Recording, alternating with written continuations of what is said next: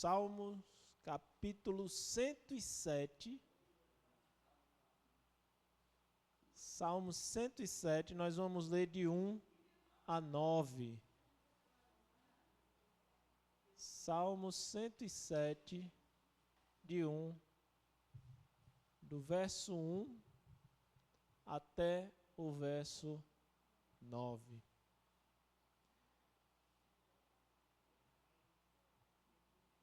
E a palavra de Deus diz assim: Deem graças ao Senhor, porque Ele é bom, porque a sua misericórdia dura para sempre. Digam-no os remidos do Senhor, os que Ele resgatou da mão do inimigo, e congregou dentre as terras do Oriente e do Ocidente, no Norte e no Sul. Andaram errantes pelo deserto, por lugares áridos, sem achar cidade em que pudessem morar. Famintos e sedentos, desfalecia neles a alma. Então, na sua angústia, clamaram ao Senhor, e Ele os livrou das suas tribulações. Conduziu-os pelo caminho direito, para que fossem à cidade em que pudessem morar. Que eles deem graças ao Senhor por sua bondade e por suas maravilhas para com os filhos dos homens, pois saciou a alma sedenta e encheu de bens a alma faminta. Amém? Meus irmãos, esse salmo dá vontade de ler ele todo, não é um salmo muito interessante, ele mostra muitos erros, né? Muitas pessoas que fazem coisas até que a gente diria que Deus não deveria ouvir. Mas há algo em nós que, às vezes, não é às vezes, nem sempre, às vezes nós somos muito teimosos. Não sei se você já teve essa experiência, eu já tive, de estar errado, fazer uma coisa errada, mas ir até o fim. Vê que não está dando certo, vê que não é dessa forma, já entendeu que não é desse jeito que Deus queria, mas parece que há uma teimosia no nosso coração, na nossa mente, e a gente insiste. Ou às vezes, não é, nós homens, pelo menos eu sou assim, a gente está indo para um determinado lugar, a gente acha que está no caminho certo, a mulher começa a dizer do lado: você tem certeza para onde você está indo? A gente diz: vai dar certo, né? Aí ela diz assim: encoste nessa casa para perguntar a pessoa que está aí do lado. Não vou perguntar não. Vá por mim que vai dar certo, né, irmã Maria? Homem é difícil de perguntar, né? E muitas vezes eu também sou assim. Eu tenho essa dificuldade de pedir ajuda, né? De dizer: olha, eu não sei onde eu estou perdido. Mas mesmo com a nossa teimosia ou com a nossa insistência em fazer o que é errado, nessa noite nós vamos falar a respeito de um Deus que, apesar das nossas teimosias, Ele está disposto a nos ajudar. É muito bom saber que existe um Deus, que Ele não olha para a gente de fato como a gente é. Ele não nos rotula como um teimoso, como um cabeça dura. Olha, eu não vou mais ajudar esse meu filho, porque ele não me ouve. Ele não me escuta. Ele é teimoso. Deus não é assim. Deus, Ele tem prazer. E é isso que o texto vai nos mostrar. E é isso que o Salmo 107 todo vai mostrar. Deus ajuda mesmo as pessoas teimosas e difíceis. Deus está disposto a ir dar um passo a mais, mesmo quando nós insistimos no nosso erro. Esse salmo, ele encontra-se numa redenção que Deus dá ao seu povo no cativeiro babilônico. O povo foi levado para a Babilônia, não todo o povo, mas começou primeiro um grupo indo, eles foram aos poucos. Mas o fato é que eles perderam a sua casa. E por que isso é importante de ser dito? Porque o reino do sul, o reino de Judá, ele entrou em declínio espiritual e político. Por que o povo foi para a Babilônia? Pelo menos 3 coisas podem se dizer, como Jeremias mesmo disse, o cativeiro é uma consequência, primeiro, da idolatria. O povo começou a adorar outros deuses. Segundo, injustiça social, a opressão dos pobres, a corrupção dos líderes. Toda essa questão de injustiça também fez com que Deus mandasse o povo para a Babilônia. E terceiro, a rebelião política. Judá tentou se aliar com o Egito contra o Império Babilônico. Então, essas 3 coisas, elas fazem parte de um povo teimoso e que por causa disso esse povo teimoso foi enviado para a Babilônia. Por isso que o salmista, ele vai falar sobre o erro desses homens. Os homens estão perdidos. Olha o verso 4. O verso 4 e o verso 5 diz assim: perambularam pelo deserto, por terras áridas, sem encontrar cidade habitada. Estavam famintos e sedentos, a sua vida ia se esvaindo. Tem tradução que diz que eles andaram perdidos. O povo andava perdido. Mostra claramente a vida de um homem sem Deus. As pessoas sem Deus, elas estão totalmente perdidas. Elas não sabem para onde vão, não sabem o que fazem, não sabem o que vai acontecer. E elas continuam andando como se estivessem perambulando pelo deserto. Pare para imaginar agora a figura do deserto. O que é o deserto? O deserto é o nada. Deserto é lugar de morte. Deserto é lugar de escassez. E o povo anda errante, perambulando pelo deserto.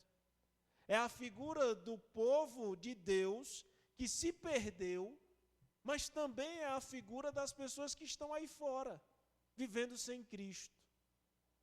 Queridos, fora de Cristo não há vida, não há alegria. É por isso que eles precisam beber tanto.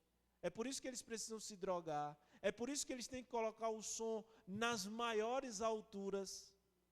Sabe por quê? Porque o silêncio incomoda. A consciência grita. É desesperador a vida do homem sem Deus. E esse é um retrato do povo de Deus. Eles andavam errantes pelo deserto. Eles estavam perambulando sem saber para onde iam. No verso 5, o salmista deixa claro, eles estavam famintos e sedentos. Não sei se você já passou fome, né? Eu nunca passei, graças a Deus. Já senti fome. Agora, passar fome de você, né? Quem já passou diz que é assustador, né? É algo terrível. Biblicamente, até quando você vai ver um momento em que Samaria é sitiada e o povo que está dentro de Samaria começa a passar fome, fome ao extremo, que 2 mães decidem comer os 2 filhos. E aí a briga das 2 é porque uma comeu o filho da outra. E agora que chegou no dia de comer o meu filho, eles não me deram nada. Eles estão assim, assustados, mas a fome faz com que o canibalismo até seja algo a se pensar. Veja que loucura. E esse é o retrato da realidade de um homem sem Deus. Ele vive faminto e sedento. É por isso que as pessoas aí fora, elas podem ter muito dinheiro, mas nunca é suficiente. Nunca preenche. Não sei se você já parou para perceber. Pessoas sem Deus, elas buscam, fazem, mas nunca é o suficiente. Tem gente que trabalha de segunda a segunda, e se você perguntar o porquê, ela nem sabe. Nem sabe. Já tem tanto. Mas por que não consegue parar? Porque está com fome. Porque está sedento. Isso, meus irmãos, é justamente o que Deus está falando. Olha, o povo se perdeu, o povo está andando pelo deserto, o povo não tem nada, o povo está perecendo longe de mim. Mas tudo isso em consequência do pecado. Em consequência deles mesmos terem se distanciado de Deus. E aí eu preciso lembrar uma outra verdade para os irmãos, é que uma pessoa sem Deus, ela não pode não pecar. Ela não pode. Você sabia que isso é privilégio só dos crentes? Só o crente pode dizer não ao pecado. E Paulo vai deixar isso muito claro, porque ele vai dizer que nós estamos libertos do pecado. O pecado, ele é uma prisão. Ele aprisiona. Por mais que a pessoa diga, eu consigo ficar sem beber, sem fumar, sem mentir, sem falar palavrão. Ela pode dizer isso da boca para fora. Mas a prisão que ela vive, chamada de pecado, não permite. Veja que situação deplorável. Eles andam perdidos, né? Errantes, como diz o verso 4, perambulando errantes no deserto, errantes. E ele ainda vai dizer e mostrar, eles andam sem um lugar de pertencimento. Quando diz no versículo 4, que eles andam sem encontrar uma cidade para ser habitada. Eles não têm lugar de descanso. E a gente sabe o que é isso. Porque quando a gente vai para a casa dos nossos parentes, quando a gente viaja, quando a gente vai para outro lugar, por mais confortável que seja, se não for a nossa casa, a gente não consegue descansar. O lugar bom de descansar é em casa. O povo anda perambulando pelo deserto e não tem lugar para habitar.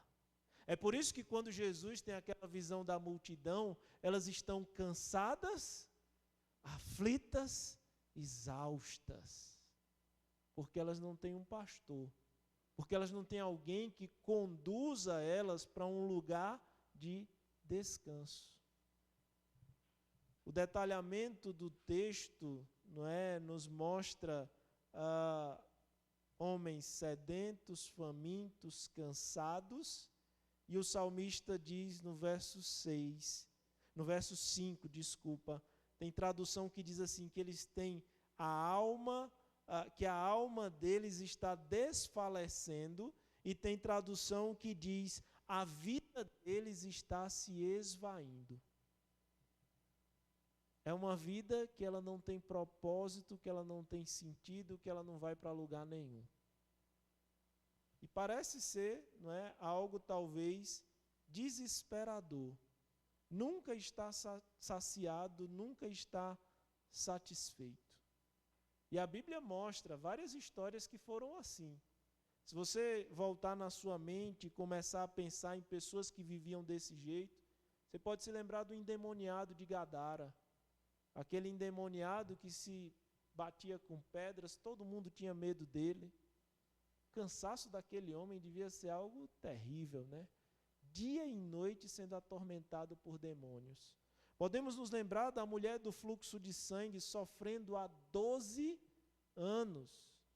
12 anos, gastou tudo que tinha, tudo, e não conseguiu nada.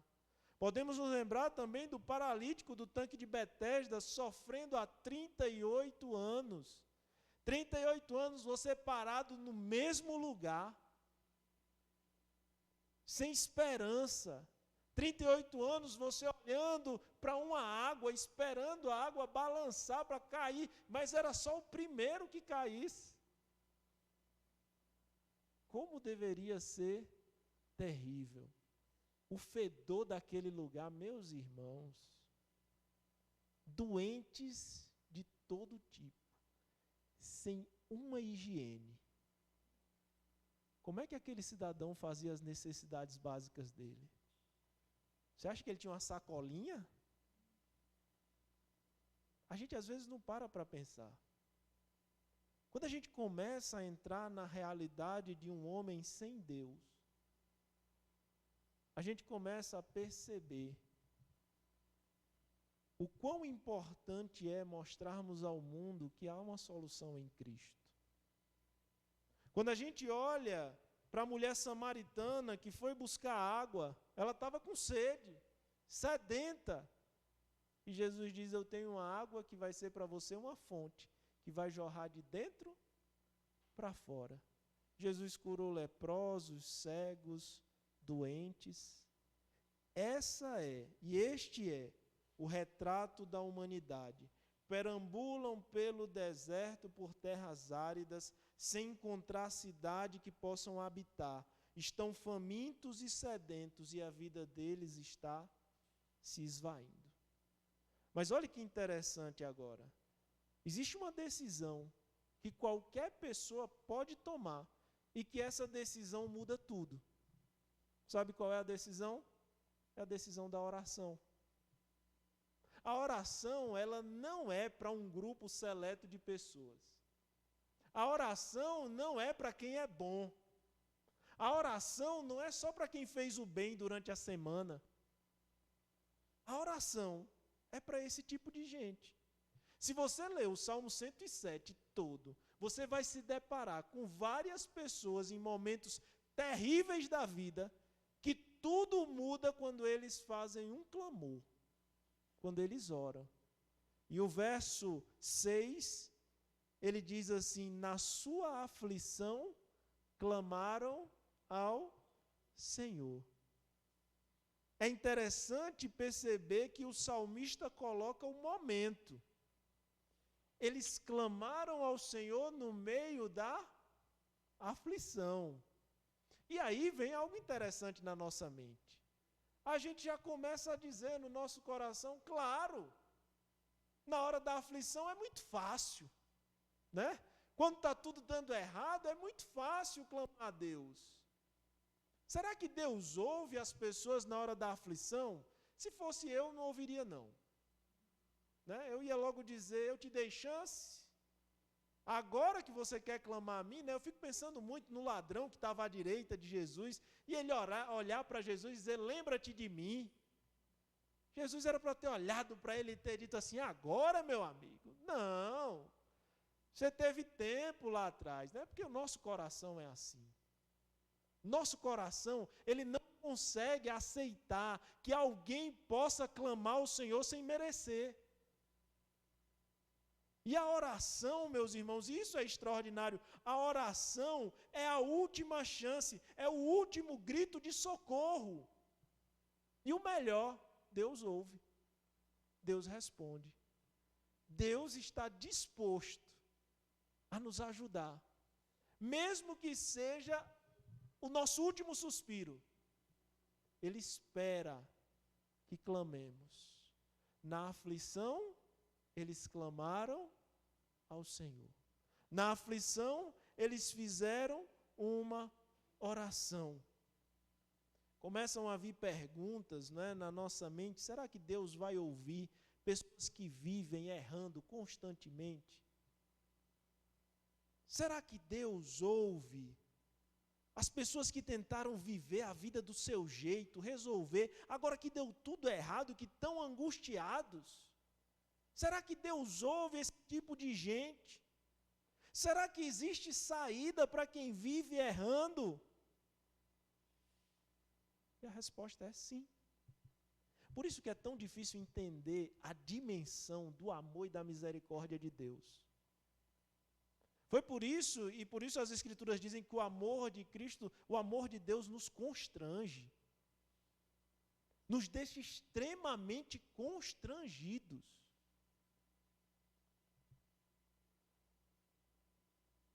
A gente não consegue entender de forma completa a dimensão desse amor e dessa misericórdia, que não espera de nós que sejamos bons, só espera que oremos.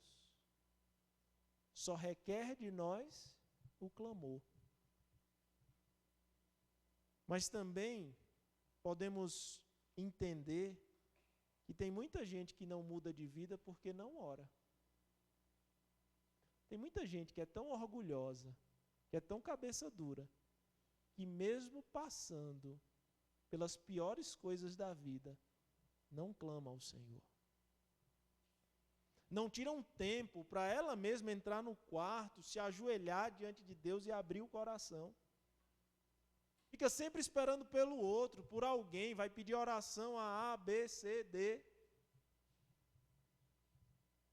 Basta um clamor, basta uma oração, basta falar, Deus está disponível. E essa verdade de que Deus está disponível em meio às nossas necessidades, olha o capítulo 107, e eu vou só apontar os versos. O verso 6, ele diz, na sua aflição clamaram ao Senhor. O verso 13, na sua aflição clamaram ao Senhor e Ele os salvou. No verso 19, na sua aflição clamaram ao Senhor e Ele os salvou. No verso 28, na sua aflição clamaram ao Senhor e Ele os salvou. Parece algo tão simples, mas como é difícil entender que não precisamos ser bons o suficiente, que não precisamos ter grandes honrarias. Você não precisa ser pastor para orar, né? Às vezes o irmão senta aqui comigo e diz assim, eu vou orar com o pastor porque a oração do pastor é mais forte, né? Não, isso não existe. Não existe. Mas o que nós precisamos é reconhecer, tão somente reconhecer, que o Senhor é tudo o que precisamos. Que o Senhor, de fato, é aquele que pode resolver os nossos problemas, só Ele pode mudar a nossa vida. E sabe como é que a gente vê claramente? Quando eu estava pensando nesse texto, parece que eu estava ouvindo o grito do cego de Jericó. Você lembra do cego de Jericó? Está lá em Lucas 18, 35. O texto diz assim, aconteceu que quando Jesus se aproximava, o cego estava sentado à beira do caminho pedindo esmolas. Ouvindo o barulho da multidão que passava, perguntou o que era aquilo. Veja, ele era cego, não era surdo. Ele ouviu. O que é isso? O que está acontecendo? Alguém disse para ele, olha, é Jesus o Nazareno que está passando. O que ele começa a fazer? Ele começa a gritar, ele começa a clamar, ele faz a oração dele. E ele começa a dizer, Jesus, filho de Davi, tem compaixão de mim. Mas aí vem um detalhe, a multidão. A multidão chega para ele e diz, ei, aqui não é lugar de gritaria não, silêncio. Aqui não é lugar de clamor não. Fala baixo, fica calado. O cego, para eles, se a pessoa nascia cega é porque ela era pecadora. Tanto que quando os discípulos de Jesus veem outro cego, eles perguntam quem pecou? Ele ou seus pais para que ele nascesse assim? Jesus disse nenhum. Ele nasceu assim para que na vida dele se manifestasse a glória de Deus e curou ele.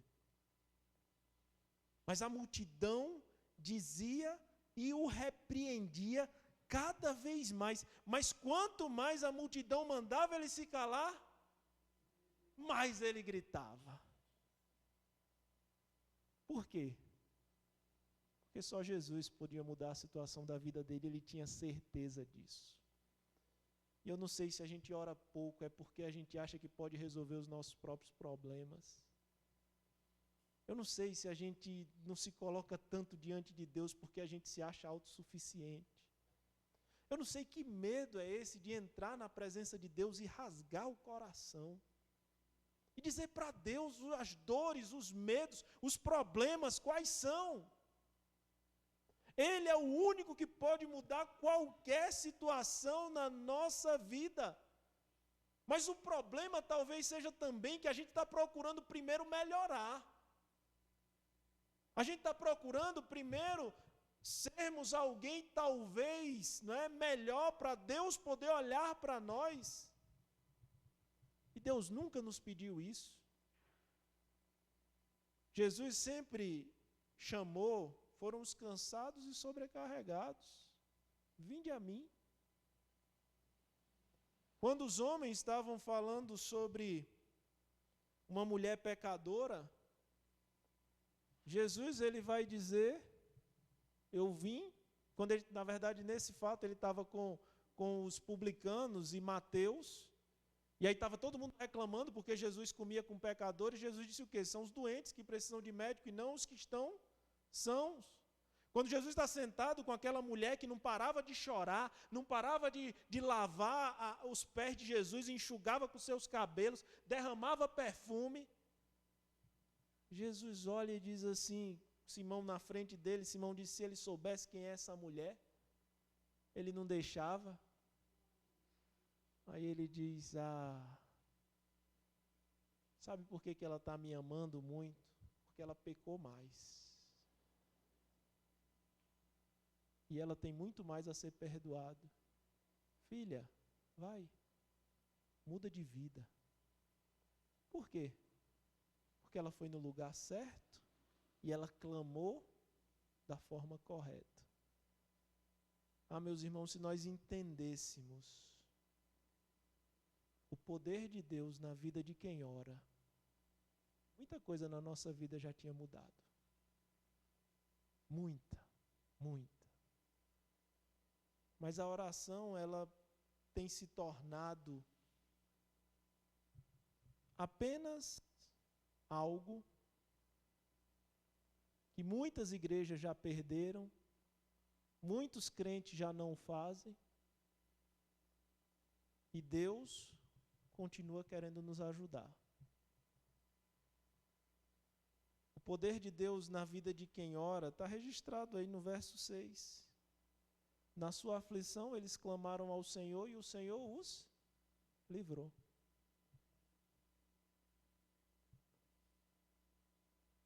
Só que o Deus que tem poder para nos livrar, Ele nos ama tanto que Ele não para por aí. E o texto continua. O verso 7 diz, e Ele os conduziu por um caminho seguro. O Deus que nos livra está disposto a segurar na nossa mão para nos colocar no caminho certo. Como um pai que segura na mão do seu filho. Diz, filho, vem por aqui. Mas ele para por aí? Não. A gente não compreende a grandeza do amor de Deus. Mas quando a gente vai olhando o texto, a gente fica espantado, porque além dele nos livrar, ele nos coloca no caminho certo, ele nos dá a sua mão para que a gente segure. Mas o que o texto continua dizendo? A caminho seguro a uma cidade que pode ser habitada. Ele nos leva para um lugar de descanso. Ontem a gente falou sobre isso no culto no lar. Salmo 37, 5. Entrega o teu caminho ao Senhor, confia nele e descansa. Porque tudo ele fará. Veja como Deus, ele é grandioso em amor, em misericórdia, mas não parou no descanso. Deus ainda tem mais. Qual era o problema do povo? O povo estava cansado, o povo não tinha para onde ir, mas ele estava faminto também. Aí o salmista diz, no verso 9, porque ele sacia o sedento e satisfaz plenamente o faminto. Tudo isso porque aquele que estava perdido, ele decidiu orar. O que nos resta então, depois de nos aprofundarmos no amor de Deus? O que nos resta? Nos resta dizer, como o salmista disse, o verso 1 e o verso 8. Deem graças ao Senhor, porque Ele é bom. E a sua misericórdia dura para sempre. Verso 8. Que eles deem graça ao Senhor pela sua bondade e as maravilhas para com os filhos dos homens. Deus espera de nós gratidão. Então, nas suas orações, tenha certeza, Deus há de se manifestar.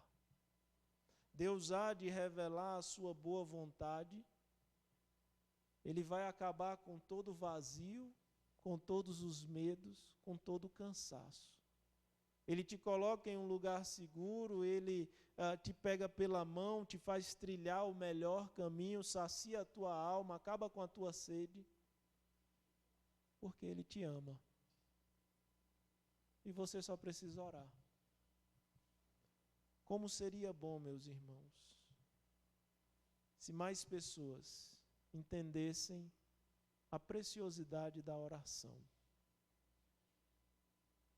E eu quero encerrar dizendo que, primeiro, mesmo que alguém aqui se sinta perdido, mesmo que alguém aqui se sinta fraco, cansado, calma, ainda não é o fim. Se você acha que não merece o amor de Deus, parabéns, você é um forte candidato a alcançar esse amor.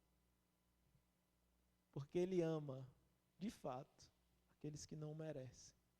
Isso é misericórdia. Ele não vai agir porque somos bons, mas porque Ele é bom. Bom só há um, Deus. Mas a terceira verdade é que se você se sente num deserto, sem descanso, com fome, está com sede, aproveite, é hora de clamar ao Senhor. É hora de orar. É hora de colocar diante de Deus tudo o que você tem no seu coração. Porque, por fim, mesmo que pareça impossível, Deus pode todas as coisas. Dentre elas, saciar a nossa fome e a nossa sede. E fazer com que vivamos essa vida alegres e contentes, sempre agradecidos, porque Deus é bom. Deus é bom. Em todo tempo Ele é bom. Todos os dias Ele é bom. Para sempre e eternamente Ele será bom e misericordioso. Que os homens deem graças ao Senhor. Que bom que a oração ela serve até para os piores pecadores, como eu e você. Que bom que Deus ouve o nosso clamor. Amém? Vamos orar? Clame ao Senhor. Se você está com alguma questão, se você tem algo no seu coração, o Senhor está pronto para te ouvir. Quais são teus medos? O povo andava errante, o povo estava fazendo besteira no deserto. O povo abandonou o Senhor. Mas todas as vezes que eles clamaram, o Senhor ouviu. Todas as vezes que eles pediram, eles tiveram de Deus um favor imerecido. Obrigado, Senhor. Obrigado por essa noite, pela Tua palavra que é tão preciosa aos nossos corações. E nós queremos deixar tudo diante do Teu altar.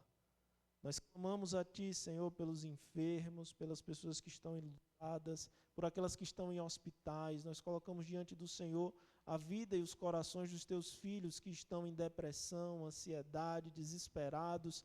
Tem misericórdia, Senhor, de cada um deles. Nós clamamos, ó Deus, nós pedimos que o Senhor os livre. Que o Senhor venha com poder e graça e atue, ó Deus, de forma libertadora na vida daqueles que estão sofrendo. E muito obrigado, porque a Tua palavra, ela é perfeita e fiel e nos faz entender que o Senhor é bom. Por favor, Senhor, não nos deixe esquecer isso, principalmente no momento da dificuldade.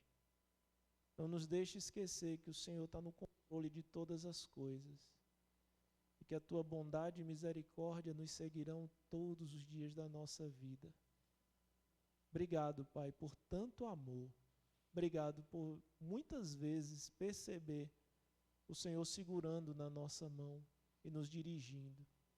Continua cuidando da Tua igreja, do Teu povo e desperta, Senhor, o povo para a oração.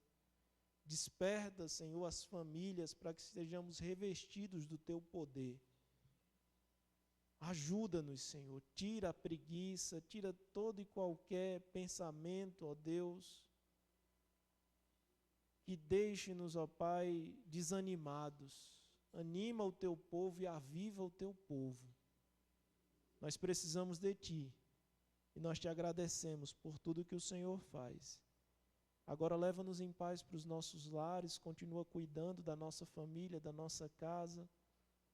Abençoa-nos, ó Deus, nesse restante de semana, nas programações ainda que temos na Tua casa, Senhor. Continua salvando pessoas, ó Deus, libertando famílias. E que nessa noite o Senhor nos conceda uma excelente noite de sono. Obrigado por tudo. Assim nós oramos em nome de Jesus, o Teu Filho, aquele que vive e que reina hoje para todos sempre. Amém. Chegamos ao final de mais um culto, louvamos a Deus pela vida de cada um dos irmãos, apenas querendo lembrar que sábado, teremos um momento muito bom, na chácara do irmão Ibson, da irmã Sueli, onde estaremos tendo um delicioso churrasco preparado pelas mãos dos churrasqueiros que vão estar lá, e vai ser um tempo muito bom. Os homens, cada homem leva 1 quilo de carne, e as mulheres estão separando o que vão levar, que é o arroz, as outras coisas que estarão à disposição. Eu sei que esse é um evento, que é mais uma descontração, estarmos juntos em comunhão, mas é muito bom, muito bom. Até esses eventos mesmo assim, eles são excelentes para a gente estar junto como igreja do Senhor Jesus, poder passar uma manhã, uma tarde conversando lá, falando sobre a vida, sobre tanta coisa boa que Deus tem feito, jogando xadrez, irmão Alexandrino? Estaremos lá, se Deus quiser, jogando ping-pong, aqueles que sabem, E os que não sabem também podem jogar, viu, Ramon? Então, e vai ser um momento muito bom da gente estar junto, meus irmãos. Por isso, vamos fazer um esforço, vamos estar juntos lá, com certeza, esse nosso tempo é sempre tempo de comunhão e de muita alegria. Domingo, nossa Escola Bíblica Dominical, Romanos capítulo 2, tem sido uma bênção estudar Romanos. Eu convido os irmãos para que cada vez mais estejamos aprendendo da palavra do Senhor. E à noite, culto de louvor e adoração ao nosso Deus. Convide pessoas para estarem na igreja, vamos continuar chamando o povo. Acho que esse sábado, porque estaremos juntos lá, não vai ter o evangelismo aqui, mas a gente pode convidar os nossos vizinhos, nossos amigos, a evangelizá-los também, mesmo que não seja na programação de evangelização da igreja. Tá bom? Que Deus abençoe a vida de cada um dos irmãos e que o Senhor nos dê um restante de semana em paz e de muita alegria.